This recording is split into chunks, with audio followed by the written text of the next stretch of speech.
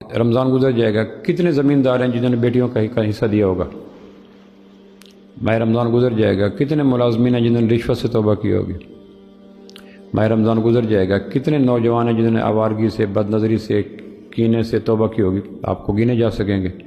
لیکن کتنے لوگوں جنہوں نے تراویح پڑھی، جنہوں نے اعتکاف کیا، جنہوں نے لیلۃ القدر کی ساتوں میں جاگے، جنہوں نے قیام اللیل کیا، ایسے اللہ کا شکر لکھوں کھا مل جائیں گے۔ اسلام کا حسن اور غیر مسلم سے اسلام کا تعارف کثرت حسنات سے نہیں ہوتا، ترک سیئات سے ہوتا ہے۔ جب آپ مال بھیجتے ہیں بیرون ملک میں تو آپ کی، میری اور آپ کی تراویح تو نہیں جاتی۔ آم کیسا بھیجا، مالٹا کیسا بھیجا، انار کیسا بھیجا، کپڑا کیسا بھیجا۔ تو غیر مسلم کے اندر اسلام کی اشاعت کی بنیاد ترک سیئات ہوتی ہے، کثرت حسنات نہیں ہوتی۔ ہم جو یورپ جانے کو پسند کرتے ہیں اور وہاں سے واپس آنے کو پسند نہیں کرتے، وجہ کیا ہے؟ وہاں کوئی روزے رکھتے ہیں، نمازیں پڑھتے ہیں، وہاں ترک سیئات ہے، کسی کو کوئی اذیت نہیں دیتا۔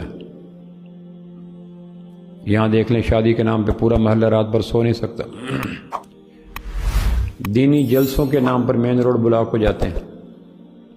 آپ نے فرمایا تھا جو لوگوں کی گزرگاہوں کو تنگ کرے یا راستوں کو بند کرے، اس کا تبوک کا جہاد بھی قبول کوئی نہیں، چونکہ اذیت ہے نا۔ اب یہ جو جلسے ہیں، محفل حسن قرات ہے یا دیگر دینی پروگرام ہیں، یہ بر ہیں، تقوی نہیں ہے۔ اور اگر بر اذیت کا باعث بن جائے تو تبوک کا جہاد قبول کوئی نہیں۔ جو لوگوں کی گزرگاہوں کو تنگ کرے یا راستوں کو بند کرے، اس کا تبوک کا جہاد بھی قبول کوئی نہیں، حدیث میں آتا ہے۔ ہمارے یہاں کتنے لوگ ہیں جو نیکی کے ذوق میں اذیتوں کا باعث بنتے ہیں۔ تو یہ مہینہ میں اور آپ روز کی بنا پہ یہ دیکھیں، شام کی افطاری کے وقت کسی گناہ کو چھوڑا، اگر یہ چھوڑ دیا تو مبارک و روزہ ہٹ کر گیا، روزے کا مقصود پورا ہو گیا۔ چونکہ روزے کا مقصود کیا ہے؟ میں نے بتایا تھا سورہ بقرہ کی آیت 164 میں اللہ نے یہ کہا تھا لعلکم تتقون، تاکہ تمہارا مزاج گناہ چھوڑنے والا بن جائے۔ روزے کا ہدف ہے اللہ کے لیے گناہ چھوڑنا، تو یہ مہینہ گناہوں کے چھوڑنے کا ہے۔ اس لیے سب سے ضروری کام اس مہینے کا یہ ہے کہ آدمی توبۃ النصوح کرے، یہ عزم کرے کہ میں گناہ چھوڑوں گا۔ ہمارے جتنے تھانے ہیں، حوالات ہیں، کچہریاں ہیں، ناچاکی ہیں، خلع ہے، طلاقیں ہیں، جھگڑے ہیں، بول بلارے ہیں، قطع تعلقی ہیں، اس کی بنیاد نیکیوں کی کمی نہیں ہے، گناہوں کی کثرت ہے۔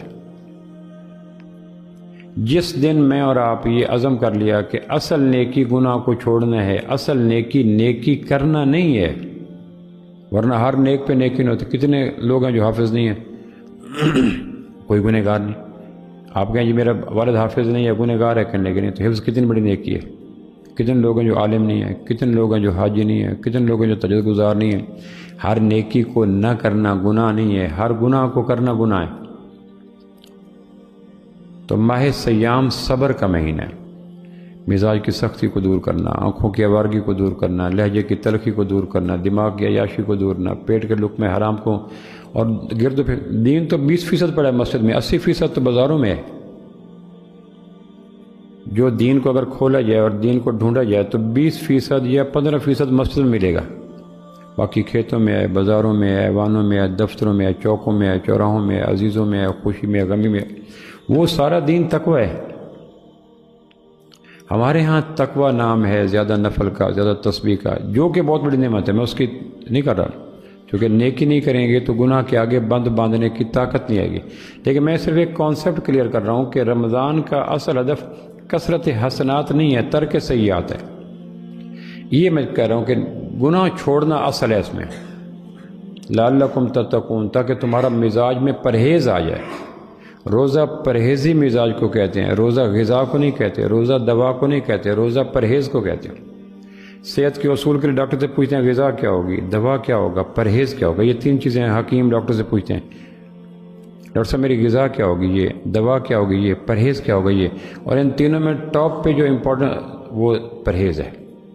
ایک آدمی دوا بھی کھائے، غذا بھی کھائے، لیکن پرہیز نہ کرے۔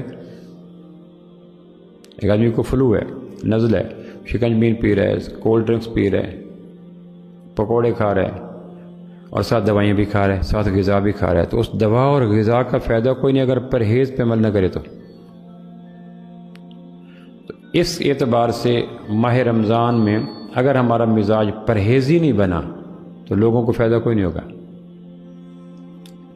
میاں بیوی کے جو جھگڑے ہیں، بہو ساس کے جو جھگڑے ہیں، باپ بیٹے کے جو جھگڑے ہیں، پارٹنر کے جو جھگڑے ہیں، وہ تقوی کے ذیل میں آتے ہیں۔ آپ دیکھیں قرآن مجید میں جو حدیث پاک میں جو خطبہ ہے نکاح کا، اس نکاح کے خطبے میں کوئی احکام نہیں ہے۔ 3 آیات جو آپ صلی اللہ علیہ وسلم نکاح کے خطبے میں پڑھا کرتے تھے، اس میں کوئی براہ راست نکاح کا لفظ ہی نہیں ہے۔ ان میں تینوں میں ایک چیز ہے، تقوی تقوی تقوی۔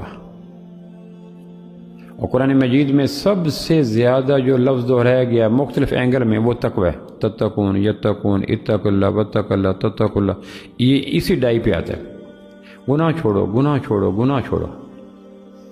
حدیث پاک میں آتا ہے، غالباً بخاری کی روایت ہے، قیامت الدین ایک آدمی پہاڑوں کے برابر نیکیاں لائے گا اور لوگ ایڑیاں اٹھا کے دیکھیں گے، چونکہ یہ بھی نیکی ہے۔ جن کاموں کے کرنے کا کہا ان کا کرنا نیکی ہے، اور جن سے رکنے کا کہا ان سے رکنا نیکی ہے، اور ان دونوں نیکیوں میں بڑی نیکی رکنا ہے۔ ہمارے گھروں کے جھگڑے کرنے والی نیکیوں سے نہیں ہیں، نہ کرنے والے نیکیوں کے چھوڑنے سے ہیں۔ کتنے ایسے باپ ہیں جو قبل از وقت بوڑھے ہو گئے اس داماد کے رویے سے جس داماد نے شادی کے بعد نہ کرنے والے کام سے انکار نہیں کیا۔ کتنے جگری یار تھے جو جانی دشمن بن گئے، وہ اس لیے نہیں بنے کہ نماز نہیں پڑھتا تھا میں، وہ نہیں پڑھتا تھا، یا عمرے پہ نہیں جاتا تھا، یا حج نہیں کرتا، نہیں، وہ کام جو نہیں کرنا تھا اس نے وہ کیا، اس وجہ سے جگری یار جانی دشمن بن گئے۔ تو سوسائٹی کامیاب ہوتی ہے جب نیکیوں کرنے کے ساتھ ساتھ ترک سیئات کا مزاج بنے۔ معاشرے کا حسن ترک سیئات سے ہوتا ہے۔ تو یہ مہینہ پھر میں عرض کرتا ہوں ترک سیئات کا مہینہ، چونکہ رمضان کی سب سے بڑی نیکی یا جو لذین تراویح کا قرآن میں نہیں آتا، اعتکاف کا قرآن میں نہیں آتا، لیلۃ القدر کا قرآن میں آتا ہے، لیکن روزے کے کئی آیات ہیں، سورہ بقرہ کے 180 سے چل جاتے ہیں، اور روزے روزے روزے روزے۔ اور جس خوبصورت انداز سے اللہ نے روزے کے لیے تیار کیا، کسی کے لیے تیار نہیں کیا۔ اسلام کے تمام اعمال میں جو حسین تر لہجہ اور اسلوب روزے کے لیے، وہ نماز، زکوٰۃ، حج کسی کے لیے نہیں ہے۔ اور نماز رمضان کی سب سے بڑی بات، ایک آدمی تراویح نہیں پڑھتا، گنہگار نہیں ہے، ثواب کم ہو گیا۔ ایک آدمی اعتکاف نہیں بیٹھتا، گنہگار نہیں ہے، ثواب اعتکاف کا نہیں مل سکا۔ ایک آدمی لیلۃ القدر کی راتوں کو نہیں جاگتا، ثواب کم ہو گیا، گناہ کوئی نہیں ملا۔ کہ جو آخری عشرے کی طاق راتوں کو نہیں جاگا، کتنا گناہ ہے کا؟ کوئی گناہ نہیں، مفت سب کہیں گے۔ ایک آدمی اعتکاف نہیں بیٹھ سکا، کتنا گناہ ہے کا؟ کوئی گناہ نہیں، مفت سب کہیں گے۔ ایک آدمی نے رات کی تراویح نہیں پڑھی، کتنا گناہ ہے کا؟ کوئی گناہ نہیں، البتہ یہ ہے کہ ثواب کم ہو گیا، تو یہ مہینہ ثواب۔ ایک آدمی روزہ نہیں رکھا، تو یہاں افتاء کی آنکھیں کھل جائیں گی، مفتیان کا ہائپر ہو جائے گا پارا، کتابوں کی کتابیں کھول کے آ جائیں گی، قرآن مجید میں، احادیث میں، فقہ میں روزہ روزہ روزہ۔ اور یہ واحد عبادت ہے جس کے متعلق میں نے کہا تھا کہ رخصت دے کر اللہ نے کہا ہے کر لو تو اچھی بات ہے۔ اگر تم سفر میں ہو، اگر تم مریض ہو تو روزہ نہ رکھو، ٹھیک ہے۔ ان تصوموا خیر لکم، رکھ لو تو بات بڑی ہے۔ یہ لہجہ، یہ اسلوب تمام عبادات میں صرف روزے کے لیے۔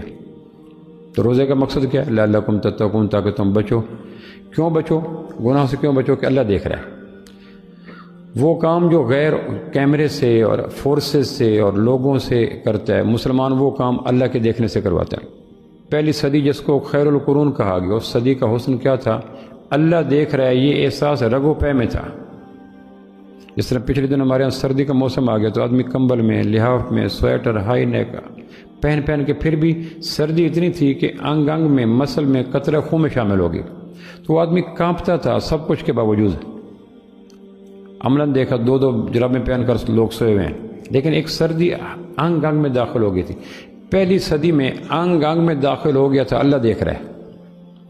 اس نے نماز کو جاندار بنایا، اس نے حج کو شاندار بنایا، اس نے جہاد کو شاندار بنایا، اس نے انگ انگ میں روشنی نکھر گئی، اللہ دیکھ رہا ہے۔